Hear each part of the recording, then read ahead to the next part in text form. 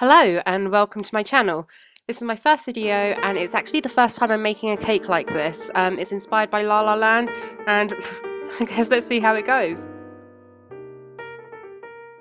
This is a 4-layer cake and so I started off with 3 basic chocolate sponges, and it's 3 because I had to wing it with the number of tins that I had. So I did 2 shallow cakes and then 1 full-size cake, and as you can see I'm using a cake leveler just to make sure that everything is nice and even and the same height. I also had to trim the smaller cakes because the tin I had was a bit wider, so this just makes sure that it's all nice and even when you actually stack it. I then took a cake board and popped a little bit of buttercream on the bottom to make sure it stays still, and then I started stacking it up. To start with, I piped on some buttercream into each layer and then smoothed it out with a spatula, and then I just layered it up, and that goes right the way up. So as you can tell, lots of sugar, lots of cake, lots of deliciousness. After all the layers were filled, I stacked it up, and as you can see it's a little bit wonky. So I tried to straighten it up as much as possible so the cake wasn't lopsided, and then I did a crumb layer because everyone on YouTube tells you to do a crumb layer to make sure that you don't get any debris in the final frosting. So I just put some buttercream on the outside and on the top and then used my spatula to smooth it over, and then I popped it into the fridge for probably about 2 hours. Then it was on to the fun part, actually decorating the cake.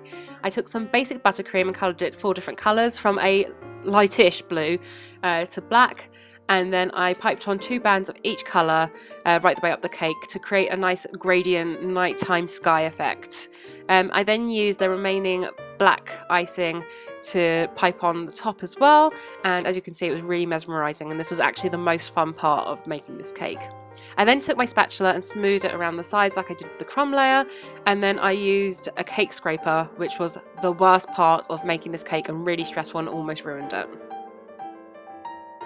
I wasn't originally going to do this, but for some reason I got really cocky and decided to try and freehand the movie poster. So I took some fondant icing and traced out the clothes that they wear in the poster, and then cut them out, making a shirt, some trousers and the dress, trying to measure them up against each other so that they were as in proportion as possible.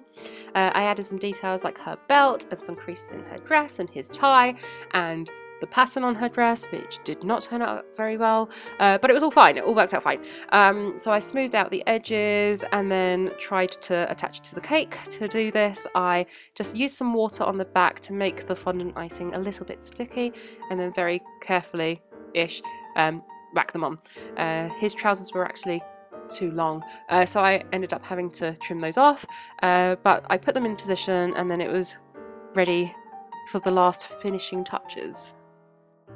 To go with the nighttime theme, and because they keep on talking about stars in the film, I got some white sugar stars and then just placed them right the way around the cake. I didn't make these, by the way, bought them, soz. To finish off the cake, I decided to make the top the neon sign for Seb's jazz bar.